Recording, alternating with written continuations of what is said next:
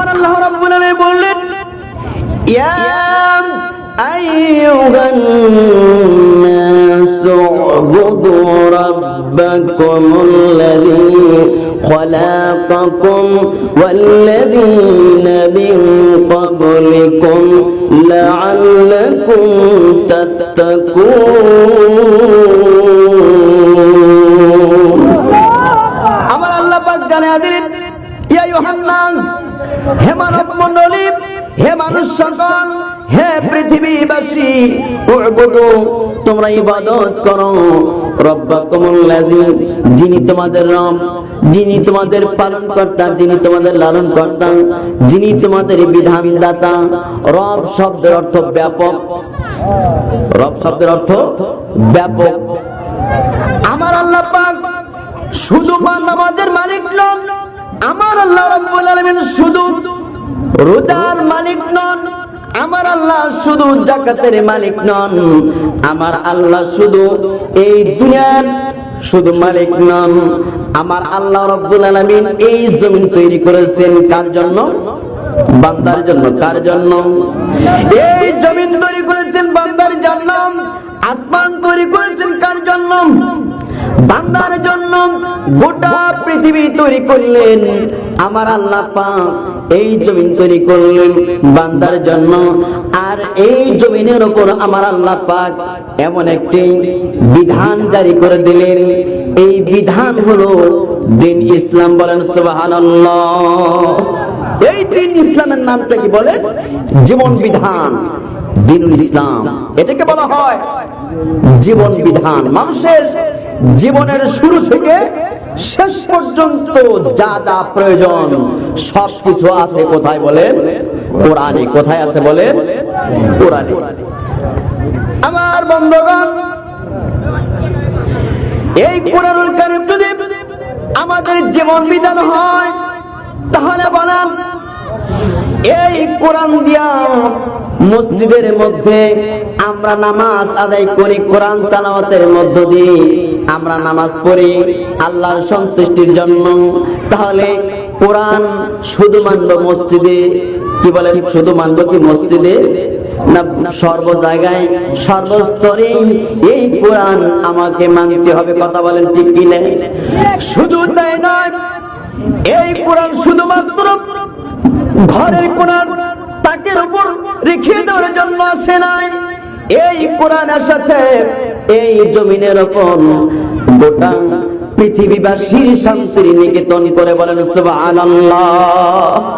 এই কোরআন শুধু তেলাওয়াতের জন্য আসে নাই, এই কোরআন শুধু তাকে রেখে দেওয়ার জন্য আসে নাই, এই কোরআন শুধুমাত্র তাবিজ বানানোর জন্য আসে নাই, এই কোরআন শুধুমাত্র ঝাড়ফুঁক দেওয়ার জন্য আসে নাই। এই কোরআন এসেছে গোটা পৃথিবীর সকল জাতের মানুষদেরকে শান্তিতে বাস করার জন্য। জোরে বলেন আল্লাহু আকবার। শুধু মুসলমানদের জন্য নয়, ইহুদি, খ্রিস্টান, নাসারা যত জাতের লোক রয়েছে গোটা পৃথিবীর মানুষদের জন্য হিদায়াতের জন্য এবং শান্তির এক নিকেতন, শান্তির বার্তা নিয়ে আসছেন। বলেন আল্লাহু আকবার। এই কোরআন মানতে হবে। কথা বলেন ঠিক কিনা? এই কোরআনের বিধান মানতে হবে। তাহলে এই কোরআনের বিধান মানতে গেলে আপনাকে সংগ্রাম করতে হবে, জীবন সংগ্রাম। বিশেষ করে আপনার সংগ্রাম, জীবনের সাথে সংগ্রাম, এটা আপনারা বেশি করেন। দেখেন না কত জায়গায় বাড়ি ঘর করলেন, ভাঙতে ভাঙতে 10টা 15 বার বাড়ি করা হয়ে গেছে আপনাদের। কি করেন? ঠিক ঠিক। এক ঘর কয়বার ভাঙছেন? তাহলে আপনাদের জীবনটা কি? যুদ্ধ সংগ্রাম। জীবনের সাথে আপনার ঝুঁকি রয়েছে। কি বলেন ঠিক কিনা?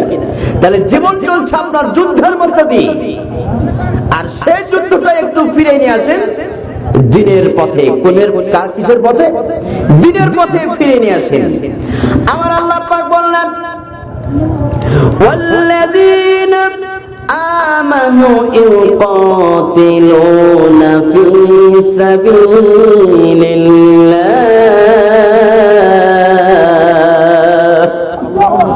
আমার আল্লাহ পাক বললেন যারা মুমিন, যারা পরহেজগার মুত্তাকি, তারা আমি আল্লাহ আল্লাহ আমার রাস্তায় সংগ্রাম করে, লড়াই করে, শুধু তাই নয় এবং কি করে এই জমিনটা হলো আল্লাহ, এই জমিনের মালিক কে? আসমানের মালিক কে? সেই আল্লাহর জমিনে আল্লাহর দিন প্রতিষ্ঠার জন্য করে আপ্রাণ চেষ্টা করে, জীবন যুদ্ধ করে। আর এইদিকে যারা কি করে, এর বিপরীতে আল্লাহ পাক বললেন ওয়াল্লাযীনা কাফারু ইউকাতিলুনা ফি সাবিলিত তাগুত।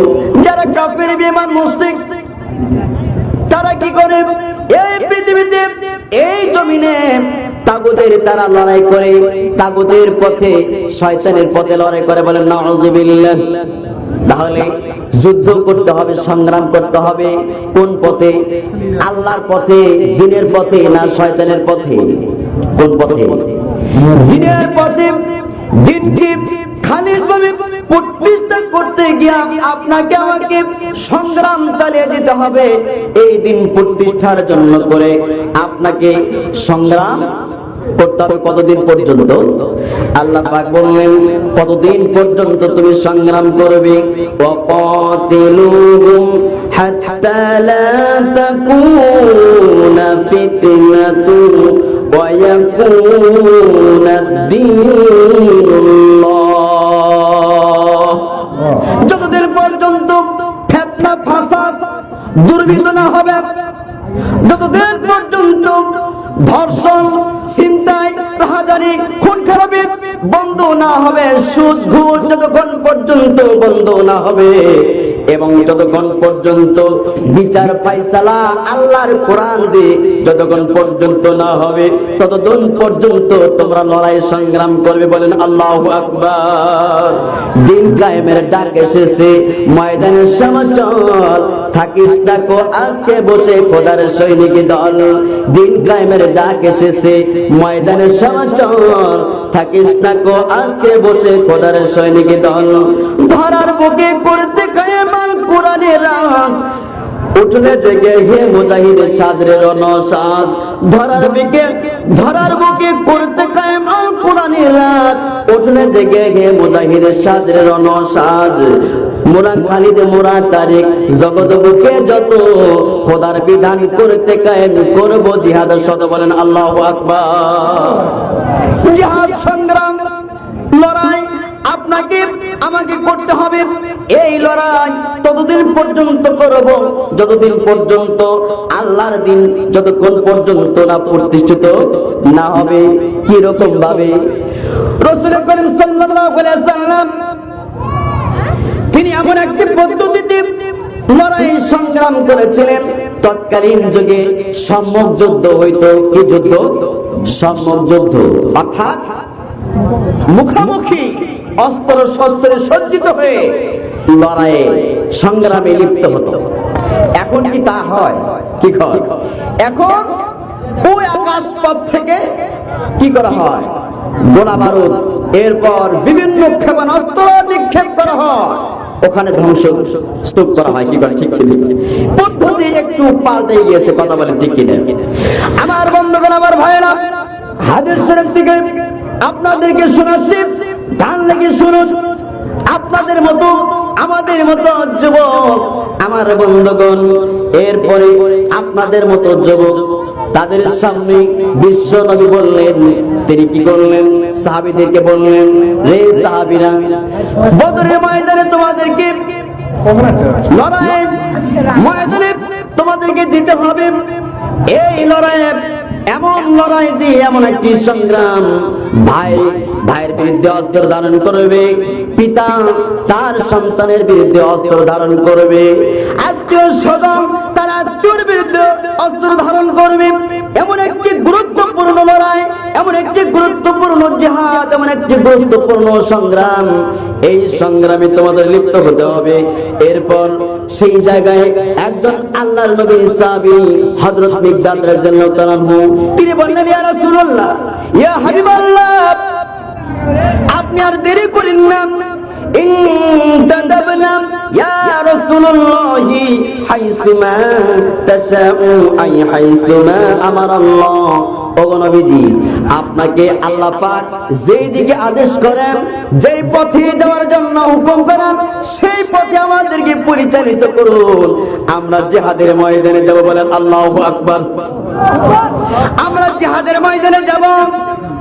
কতগুলি সাহাবী বললেন, ইয়া রাসূলুল্লাহ, ইয়া হাবিবাল্লাহ, ওই বনি ইসরাঈলদের নবী পয়গম্বর মুসা আলাইহিস সালামের সময়কার উম্মতের মতো করব না, মুসা নবীর উম্মতের মতো বলবো না। মুসা নবীর উম্মতেরা বলেছিল, যখন মুসা আলাইহিস সালাম বললেন, ও আমার সাথীরা, ও আমার গোষ্ঠীরা, শোনো, ও আমার অনুসারীরা, তোমাদেরকে আল্লাহর পথে, দ্বীনের পথে লড়াই করতে হবে। তখন মুসা আলাইহিস সালামের অনুসারীরা বলল, না, ও আল্লাহর নবী মুসা, আমরা লড়াই করতে যাব না, আমাদের প্রাণ নাশ হবে এমনকি আমরা চাই না, আমরা জীবন দিতে পারবো না, আমরা ঘরে ঘরে বসে আমরা শুয়ে শুয়ে আরাম করব, বলে নাউযুবিল্লাহ। আমরা ঘরে শুয়ে আরাম করব। বন্ধুগণ আমার, ভাইয়েরা আমার, বিশ্বনবী বললেন, রে সাহাবীরা, এই বদরের প্রান্তে তোমরা যদি লড়াই করে জীবনটা উৎসর্গ করে দাও, জীবনটা যদি আল্লাহর রাস্তায় তোমরা দিয়ে দাও, আর কেউ যদি জীবনটা আল্লাহর পথে দিয়ে দেয়, কেউ যদি শহীদ হয়ে যায়, নবীজি বললেন, এই গোটা পৃথিবী 10টি পৃথিবীর সমান জান্নাত আমার আল্লাহ পাক তাকে বরাদ্দ করে দেবে। বলেন আল্লাহু আকবার।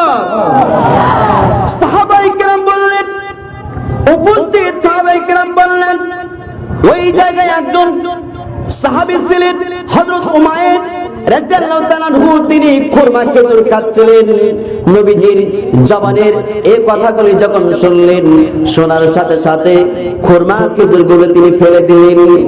মা আজমালুহু ওয়া আহসানুহু, তিনি বললেন, ওগো নবী, আপনি না কত সুন্দর কথা বলছেন, আপনি এত ভালো কথা বললেন গো নবীজি, আমি আর দেরি করব না। তিনি কি করলেন, খুরমা খেজুরগুলি দূরে ছড়ে ফেললেন। তিনি জিহাদের ময়দানে চলে গেলেন, বেহেশতের আশায়। কিসের আশায়? বেহেশতের আশায়, জান্নাতের আশায়। জান্নাতের আশায় তিনি যুদ্ধের ময়দানে গেলেন, কাফের গোষ্ঠীদের সঙ্গে লড়াই সংগ্রাম করছেন। লড়াই করতে করতে এক পর্যায়ে অনেক কাফের বেঈমানদেরকে এই লড়াইয়ে, এই সংগ্রামে লিপ্ত হতে গিয়ে অনেক কাফের গোষ্ঠীকে জাহান্নামের মধ্যে নিক্ষিপ্ত করে দিয়েছে। বলেন আল্লাহু আকবার। এক পর্যায়ে হযরত উমার তার পিছনে ধাওয়া করেছে। ওই কাফের বেঈমানেরা পিছন দিক থেকে যখন আঘাত হানছেন, আঘাত হানার সঙ্গে সঙ্গে উমাইর ধরাশায়িত হয়ে পড়ল, জমিনে লুটে পড়ল। আর কাফের বেঈমানেরা ওই উমাইরকে হত্যা করল, শহীদ করে দিল। বিশ্বনবী মুহাম্মদ রাসূলুল্লাহ সাল্লাল্লাহু আলাইহি সাল্লাম লক্ষ্য করে বললেন, আমার উমাইর তো, যে উমাইর দুনিয়ার খুরমা খেজুর খাদ্য খাবার তিনি প্রাধান্য দিলেন না, তিনি দুনিয়ার খাদ্য প্রাধান্য দিলেন না, জিহাদের ময়দানে লড়ার জন্য, সংগ্রাম করার জন্য চলে গেলেন। সেই উমাইর কোথায় খুঁজতে খুঁজতে খুঁজে পাইলেন না। সাহাবায়ে কেরামগণ উমাইরের লাশ যখন সামনে এনেছেন, বিশ্ব নবীজির সামনে আনা হলো, নবীজির সাথে সাথে বললেন, ইন্নাকা মিন আহলিহা। শাহাদাত আঙ্গুলি দিয়া নবীজি শাহাদাত আঙ্গুলি দিয়া ইশারা করে, ইঙ্গিত করে বললেন, ইন্নাকা মিন আহলিহা, হে লাশ, হে কবর ব্যক্তি, হে মৃত্যু ব্যক্তি, যে জান্নাতের জন্য করে তুমি সংগ্রাম করতে গেলে, যেই জান্নাতের আশায় তুমি খুরমা খেজুরগুলি ছড়ে ফেললে, খাইলে না, আমি সাক্ষ্য দিলাম তুমি জান্নাতে জান্নাতে। বলেন আল্লাহু আকবার। बदिल से जब आलम असीम नहीं हम बरकर सो का इंतहा हमारा। আল্লামা ইকবাল রহমাতুল্লাহ আলাইহি বলেন, মুসলমান জাতিদেরকে লক্ষ্য করে বললেন, হে আকাশ, হে জমিন, হে পৃথিবীবাসী, তোমরা সাক্ষী থাকো, মুসলমান জাতি কখনো মাথা নত করার জাত নয়। বাতিলের সঙ্গে লড়াই করবে এবং বাতিলের সঙ্গে লড়াই করবে, কাফনের কাপড় মাথায় বেঁধে তারা লড়াইয়ের সংগ্রামে লিপ্ত হবে, তবু কাফেরদের সঙ্গে মাথা নত করবে না। বলেন আল্লাহু আকবার। কি কোন কোন সময় যদি আমাদের মাঝে ডাক আসে, আমরা কি সাড়া দিতে রাজি না? এ ভাই বলেন না, কারা কারা এই বর্তমান প্রেক্ষাপটে বর্তমান সময়ে এত জরুরি আমাদের লড়াই সংগ্রাম করা, এত জরুরি ওই বাতিলদের বিরুদ্ধে লড়াই করা, সংগ্রাম করা আমাদের পক্ষে, আমাদের জন্য করে প্রস্তুতি নেওয়া এবং তাদের বিরুদ্ধে সংগ্রামে লিপ্ত হওয়া। কে কে রাজি আছেন এই সংগ্রামের সৈনিক হওয়ার জন্য? নারায়ে তাকবীর। দুটি হাত আসমানের দিকে আমার আল্লাহকে সাক্ষী রেখে বলেন, কে কে রাজি রয়েছেন দিনের জন্য করে, ইসলামের জন্য করে, আল্লাহর দ্বীনকে পূর্ণরূপে বিকশিত করার জন্য, দ্বীন কায়েম করার জন্য লড়াইয়ে কে কে শরীক হতে চান? একটাবার হাত আল্লাহকে দেখায় দেন। নারায়ে তাকবীর। আল কোরআনের আলম ঘরে ঘরে জালম, নারায়ে তাকবীর। হাত নামান। চলো আমরা ছুটে যাই জিহাদে, চলো আমরা ছুটে যাই ইরাকে, চলো আমরা ছুটে যাই আফগানে। মানি না কবয়, মানি না কবয়, সামনে চলো শুধু এগিয়ে চলো, জিহাদি পতাকার ঝান্ডা তোলো। বলেন, চলো আমরা ছুটে যাই জিহাদে, চলো আমরা ছুটে যাই আফগানে। মানি না কবয়, মানি না কবয়, সামনে চলো শুধু এগিয়ে চলো, জিহাদি পতাকার ঝান্ডা তোলো। মোরা বীর জাতি, মোরা জিহাদি জাতি, আছে কোরআন হাদিস আর আল্লাহ সাথী। ঠিক বলেন না? ঠিক। মোরা বীর জাতি, মোরা জিহাদি জাতি, আছে কোরআন হাদিস আর আল্লাহ সাথী। মোরা রক্তে ভেসে দিব রাজপথ, মোরা আনবো যে কোরআনের হুকুমা। চলো আমরা ছুটে যাই জিহাদে, চলো আমরা ছুটে যাই ইরাকে। মানি না কবয়, মানি না কবয়, সামনে চলো শুধু এগিয়ে চলো, জিহাদি পতাকার ঝান্ডা তোলো। জাগো খালিদ ওমর হামজা আলী, এ বিশ্ব জগৎকে জাগিয়ে তুলি। জাগো খালিদ ওমর হামজা আলী, এ বিশ্ব জগৎকে জাগিয়ে তুলি। জাগো তাকবীর দিয়ে সারহংকার, তুলে নাও হাতে জিহাদি তলোয়ার। চলো আমরা ছুটে যাই জিহাদে, চলো আমরা ছুটে যাই ইরাকে, চলো আমরা ছুটে যাই মারনাতে। মানি না কবয়, মানি না কবয়, সামনে চলো শুধু এগিয়ে চলো, জিহাদি পতাকার ঝান্ডা তোলো। বলেন আল্লাহু আকবার। জোরে বলেন আল্লাহু আকবার। লা ইলাহা ইল্লাল্লাহ।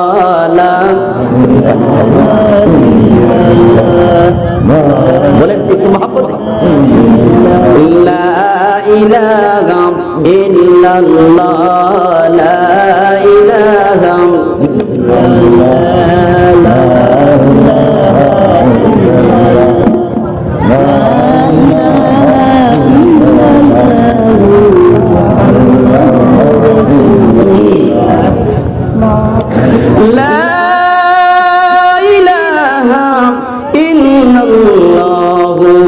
মুহাম্মাদুর রাসূলুল্লাহ সাল্লাল্লাহু আলাইহি ওয়াসাল্লাম। সম্মানিত উপস্থিতি, এক শ্রেণীর মানুষ তারা ইবাদত করছে কিনারায় বসে থেকে। আমার আল্লাহ রাব্বুল আলামিন সে কথা কোরআনে কাউকে জেলখানার মধ্যে বন্দী করে পরীক্ষা নেন, কথা বলেন ঠিক কিনা?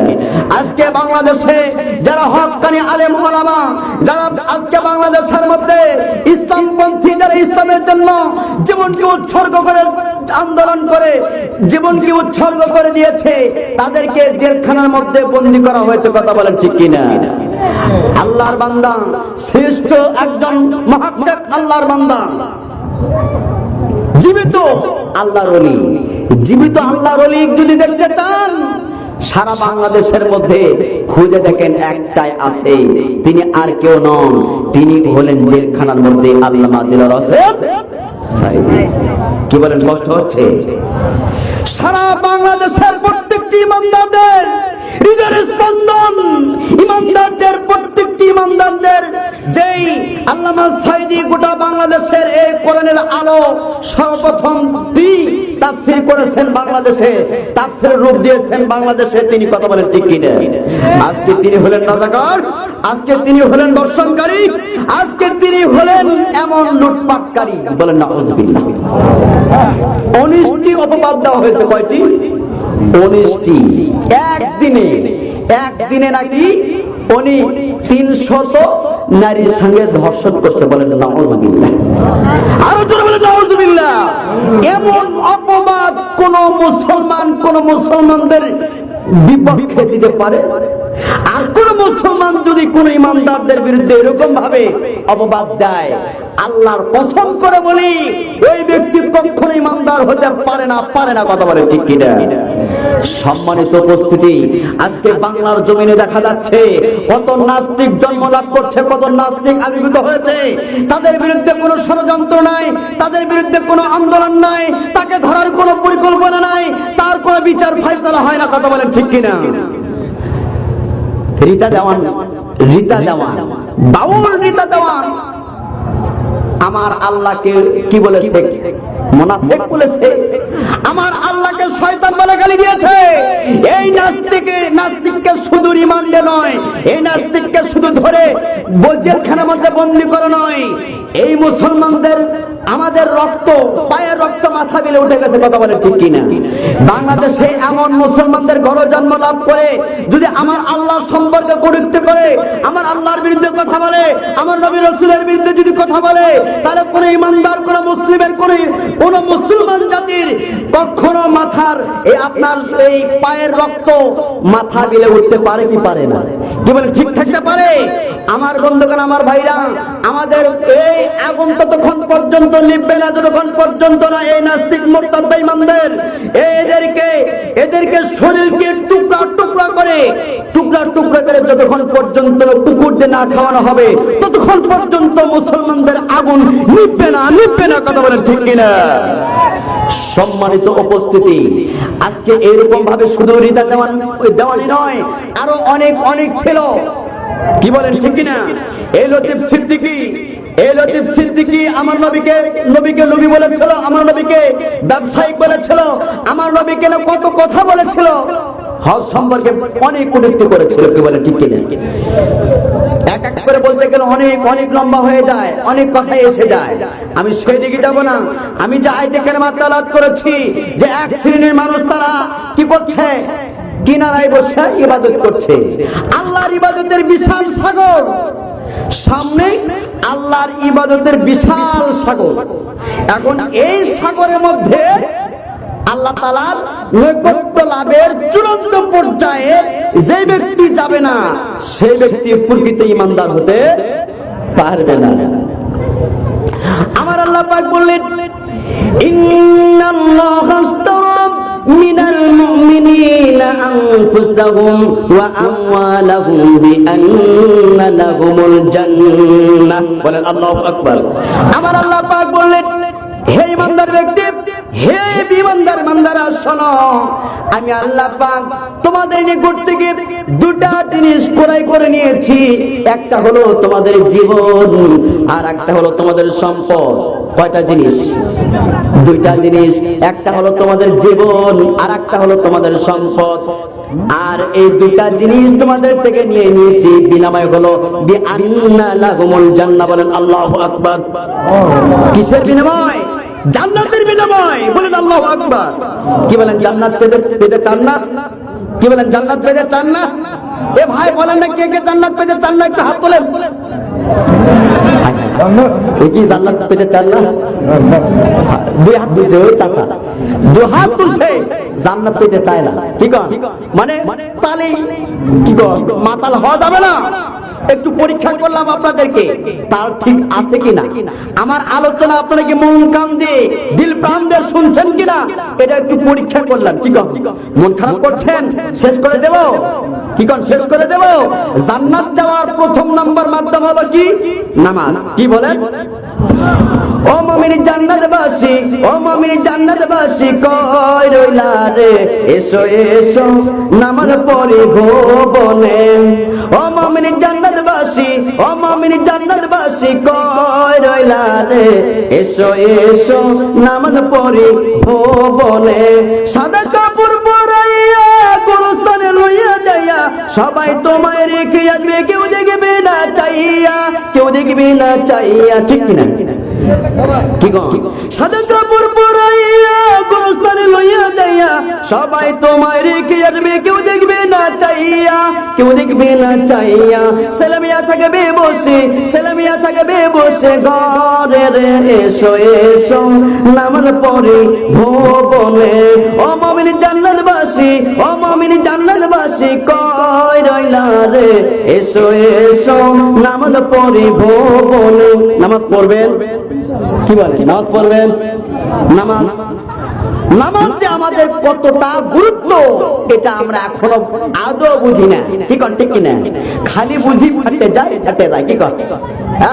মমতাজ কি কর? ও এতই যে জ্বালা পোড়া অন্তরে। কি কর? ও যে কতগুলি পাইলে ওর জ্বালা মিটত। কি কর? কতগুলি পাইলে ওর অন্তরে জ্বালা মিটত, ও নিজেই জানে না। শুধু ফাটে যায়। কি কর? ঠিক কিনা?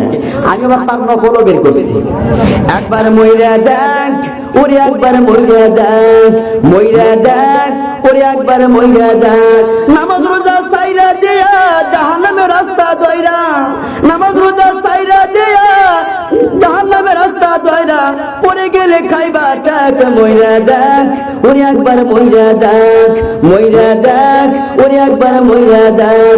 নামাজ হবে পথের সাথী বলে গেছে নবী, নামাজ পড়লে জান্নাত পাবি, আল কোরআনের দাবি। বলেন মারহাবা। নামাজ হবে পথের সাথী বলে গেছে নবী, নামাজ পড়লে জান্নাত পাবি, আল কোরআনের দাবি। যদি মানিস আল্লাহর কথা, মনের পরে নাই কো টাকা। যদি মানিস আল্লাহর কথা, মনের পরে নাই কো টাকা। কোরআন হাদিস কইলা দেখ, মইরা দেখ ওরে, একবার মইরা দেখ, মইরা দেখ ওরে, একবার মইরা দেখ। বলেন মারহাবা। শেষ করে দেব? কষ্ট হচ্ছে? কি বলে? নামাজ পড়তে হবে কি হবে না? আমার বন্ধুগণ, আল্লাহ রাব্বুল আলামিন আমাদেরকে খাদ্যের অভাব দেন নাই। কি কোন খাদ্যের অভাব দিয়েছেন নাকি? কোন সময় কি আমাদেরকে না খেয়ে রেখেছেন? না, আমাদেরকে আল্লাহ পাক নিজের রিজিকের পূর্ণ ব্যবস্থা করে দিয়েছেন। পূর্ণ রিজিক পাওয়া সত্ত্বেও আমরা যদি আল্লাহর শুকরগুজারি না হই, আল্লাহর ইবাদত যদি না করি, সেই আল্লাহ আমাকে আপনাকে কোথায় নিয়ে যাবে? আমার বন্ধুগণ, আমার ভাইরা, এই জন্য খেয়াল করতে হবে। আল্লাহর নবীর সাহাবী ইয়ামান, ভালো করে শুনুন, হাদিস শরীফ থেকে বলছি, হযরত আল্লাহর নবীর সাহাবী ইয়ামান, তিনি ফজরের নামাজ জামাতের সহিত আদায় করতেন। একটু খেয়াল করুন, জামাতের সহিত আদায় করতেন। সাহাবায়ে কেরামগণ, অন্যান্য সাহাবায়ে কেরামগণ লক্ষ্য করতেছে ফজরের নামাজ হযরত ইয়ামান নামাজ আদায় করে দেরি করতেন না। শেষ দোয়া না করে, ওজিফা আমল না করে তিনি তাড়াতাড়ি করে মসজিদ নববী থেকে চলে যাইতেন। হযরত ওমর, হযরত আবু বকর, দুইজন সাহাবী নবীজির সামনে নালিশ পেশ করলেন, ইয়া রাসূলুল্লাহ, ইয়া হাবিবাল্লাহ, আপনার সাহাবী ইয়ামান এরকম ভাবে প্রতিদিন একই কাজ করেন। ফজরের নামাজ জামাতে আদায় করার পর সালাম ফিরার সঙ্গে সাথে দেরি করতেন না, তাড়াতাড়ি করে মসজিদ ত্যাগ করেন। এটা আমাদের খারাপ লাগে।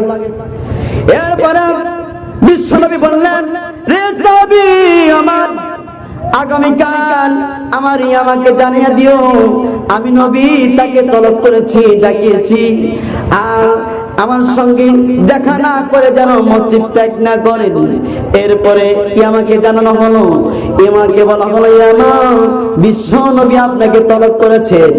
এরপর ইয়ামা বুঝতে পেরেছেন, সাহাবী নালিশ পেশ করেছেন। এরপর ইয়ামা নবীজি তাশরিফ আনছেন মসজিদে। এরপর ইয়ামা নবীজির জন্য অপেক্ষা করলেন।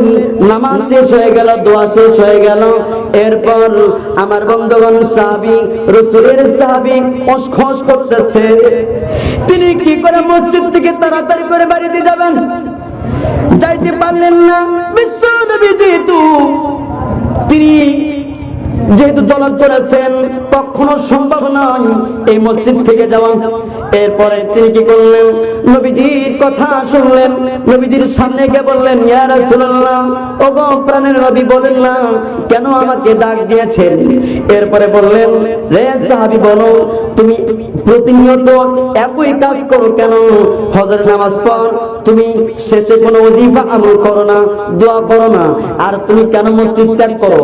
এরপর সাহাবী ইয়ামা তিনি চোখে পানি ধরে রাখতে পারলেন না, দু চোখ দিয়ে পানি ঝরমানো শুরু হয়েছে। এরপরে কান্না শুরু হয়ে গেল। ইয়ামা কাঁদতে কাঁদতে রাসূলের সামনে বলতেন না। এরকম ভাবে যখন নবীজি ধরলেন, আর না বলে তিনি পারলেন না, সাথে সাথে বললেন, কান্না বিজড়িত কণ্ঠে, হৃদয় বিজড়িত কণ্ঠে তিনি বললেন, ইয়া রাসূলুল্লাহ, ইয়া হাবিবাল্লাহ, ওগো নবীজি, আমার পরনে দেখছেন একটি জামা। এই জামা পরে আমি মসজিদে নামাজ পড়তে আসি, জামাতে শরীক হই। আমি জামাতে নামাজ আদায় করার পর, যেহেতু ফজরের নামাজের সময় বেশিক্ষণ থাকে না, কখন না জানি সূর্য উদিত হয়ে যায়, এই জন্য করে আমি বাড়িতে যাই। ওগো নবীজি, আমার পরনে একটি জামা, এই জামা আমার বিবিকে দিয়ে দিই, আমার বাড়িতে দিতে কোনো জামা নাই। রাসূলের সাহাবী বিদরিত কণ্ঠে বললেন, ইয়া রাসূলুল্লাহ, আমার বাড়িতে এমন অবস্থা, এই জামা ছাড়া দিতে কোনো জামা নাই, আর আমার বাড়ির মধ্যে দুইটি গর্ত খনন করা হয়েছে। একটি গর্তের মধ্যে আমি নেমে পড়ি, আর একটি গর্তের মধ্যে আমার বিবি নেমে পড়ে। আমি যখন জামাটা ওই গর্তের মধ্যে ঢুকে খুলে আমি আমার বিবিকে দিয়ে দিই, আর ওই বিবি কি করে? ওই জামাটা পরিধান করে তিনি নামাজ আদায় করেন, ইবাদত করেন। এরকম ভাবে আমরা ইবাদত করছি। নবীজি সাহাবীদের কথা তিনি শুনে আর ধরে রাখতে পারলেন না, কষ্টে তিনি কান্নায় ভেঙে পড়লেন। নবীজি কান্না শুরু করলেন। রাসূল বললেন, রে সাহাবীরা, তোমরা শোনো, তোমাদের মধ্যে এক ভাই এরকম ভাবে কষ্ট করছে, তোমরা কি তার কষ্টের মধ্যে তোমরা কি কিছু শরীক হবে না? তার কষ্টের ভাগীদার হবে না? আমার বন্ধুগণ, এরপর নবীজি বললেন, রে সাহাবীরা, তোমাদের মধ্যে কার সম্পদ রয়েছে, কার বেশি জামা রয়েছে, কার পুরানা কাপড় রয়েছে? হাদিস শরীফের মধ্যে আছে, বিশ্বনবী বলছেন, যাদের পুরানা কাপড় রয়েছে, যাদের ব্যবহারকৃত কাপড় রয়েছে, এই ব্যবহারকৃত কাপড়গুলি তোমরা সদকা করে দাও, এগুলি দান করে দাও। জোরে বলেন সুবহানাল্লাহ। তিনি লক্ষ্য করে বললেন, রে সাহাবীরা, তোমাদের মধ্যে কি আছে এই আমার জন্য করে একটি কাপড় দান করবে? সাথে সাথে ওই জায়গায় একজন ব্যক্তি দাঁড়িয়ে গেলেন, উসমান বিন নুরাইন, তিনি ধন সম্পদশালী বিত্তপতি। তিনি দাঁড়িয়ে গেলেন, বলেন, ইয়া রাসূলুল্লাহ, ইয়া হাবিবাল্লাহ, আমি ওগো নবীজি, আমি একটা নয়, দুইটা নয়, আমি তিনটা কাপড় তার জন্য বরাদ্দ করলাম। বলেন মারহাবা। কিতাবের মধ্যে আসছে, ইয়ামা যখন এই কথা যখন তার বিবির কানে দিয়ে দিলেন, বিবির কানে চলে গেল। বিবি বলল, ও প্রাণের স্বামী গো, আজকে ফজর নামাজ আমার কাজা হয়ে গেল, সূর্য উদিত হয়ে গেছে, তুমি কেন দেরি করে আসছো?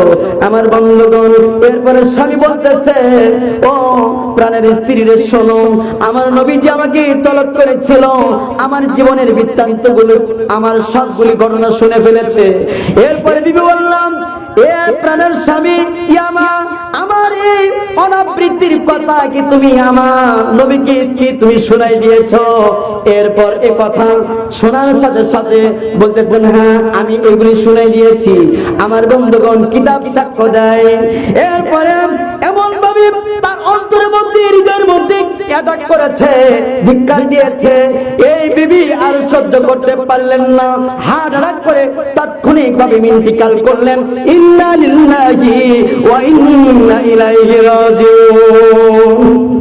আমার ভাইরা, আমার বন্ধুগণ, আজকে দেখা যায় কত ধরনের লোক, কত ধরনের মহিলা রয়েছে, আজকে কত ধরনের মা বোন রয়েছে, এরকম ভাবে পর্দার খেলাপ করে কি করে না?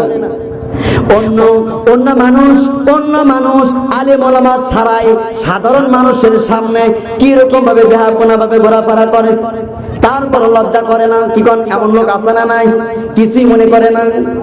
আর এমন লোক আপনাদের মতো মা বোনেরা একটু খেয়াল করুন, আপনাদের মতো মা বোন, তাহলে আপনার মতো মা কি আমার স্ত্রী, তিনি সহ্য করতে পারলেন না, আমার শরীরটা অনাবৃত, নবীজি দেখেন নাই, কোন সাহাবী দেখে নাই, কোন মানুষ দেখে নাই, কিন্তু ঘটনাটা আপনার বর্ণনা করা হয়েছে, এত দূর পর্যন্ত সহ্য করতে পারলেন না।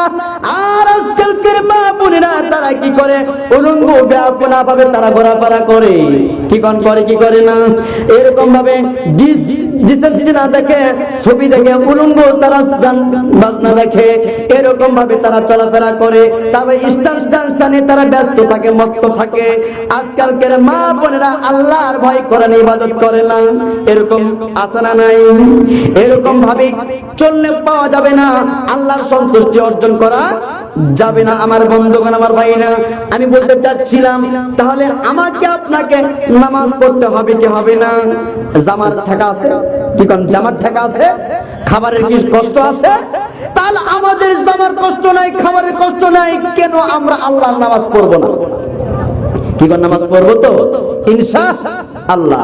এই জায়গায় আপনারা যে তাফসীর মাহফিল ম্যানেজমেন্ট করেছেন, তাহলে এই তাফসীর মাহফিল আপনাদের জন্য সার্থকপর হবে ততক্ষণ পর্যন্ত, যতক্ষণ পর্যন্ত না এখানে আপনারা নামাজের ওয়াদা না করবেন। নামাজি হতে হবে। এখানে তাফসীর মাহফিল মানে কি? হিদায়াত আনতে হবে। আল্লাহ পাক বলছেন, আল্লাযীনা জাহাদু লানাহদিয়ান্নাহুম সুবুলানা। আল্লাহ পাক বলছেন, যারা হিদায়াত চায়, যারা হিদায়াত চায়, আমি আল্লাহ পাক তাকে হিদায়াতের নূর দান করে। বলেন সুবহানাল্লাহ। আমাকে আপনাকে হিদায়াত চাইতে হবে কার কাছে? বলেন কার কাছে?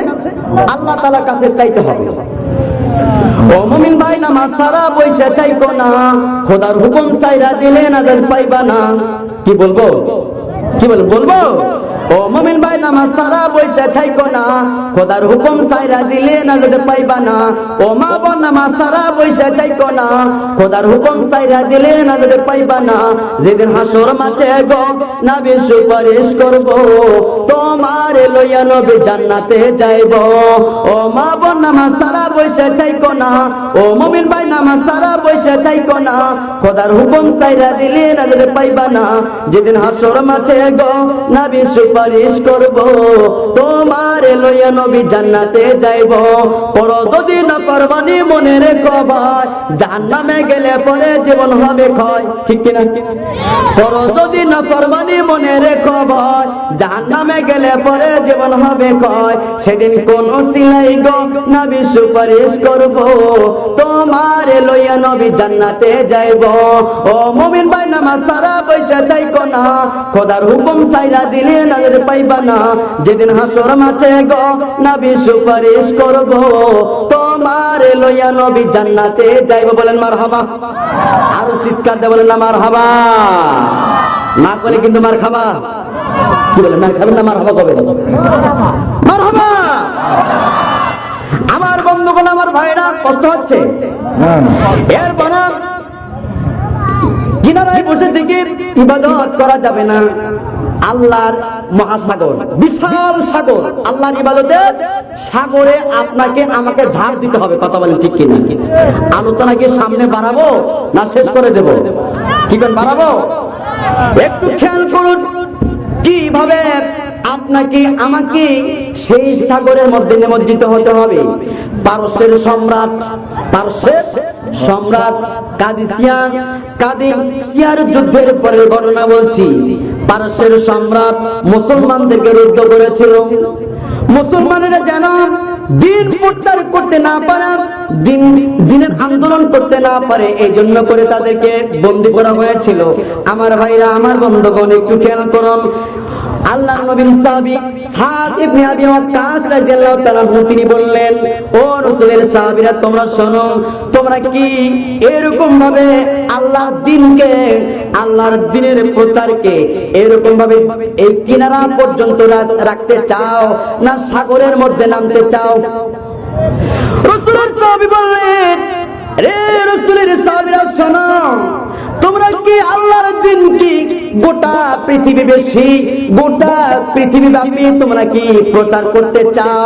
এই সাগরের ওপারে কি দিন প্রচার করতে চাও, না এপারে রাখবা?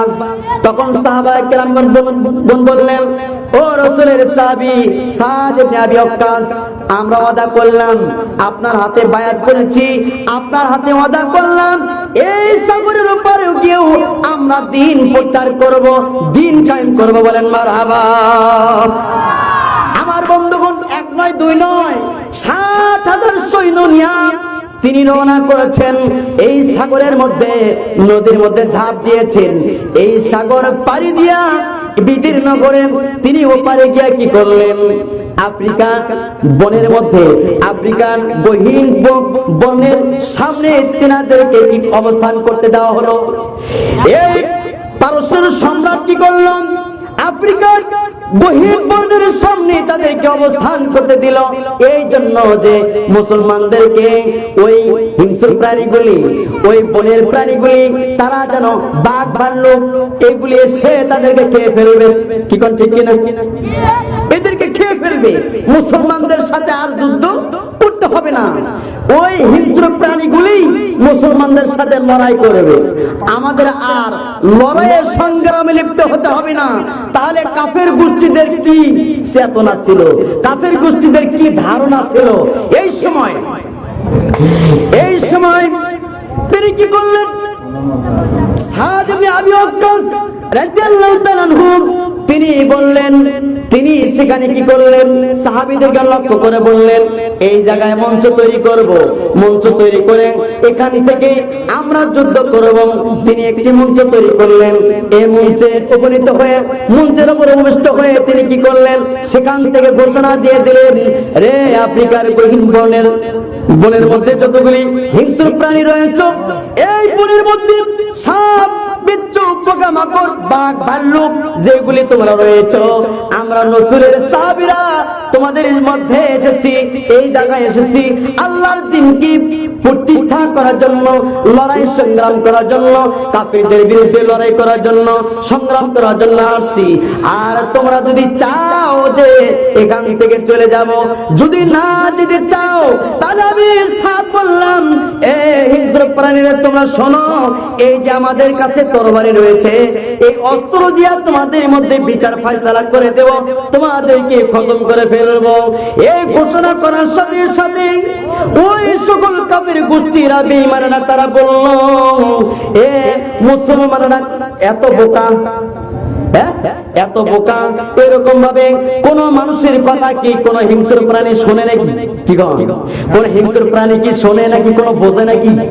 তাহলে বোঝা গেল এরকম ভাবে তিরস্কার করতেছে, ওই কাফের বেঈমানেরা তিরস্কার করে বলতেছে, মুসলমানদের যে কথা তারা বলতেছে, হিংস্র প্রাণীদেরকে লক্ষ্য করে বলতেছে, তোমরা এখান থেকে পালিয়ে যাও।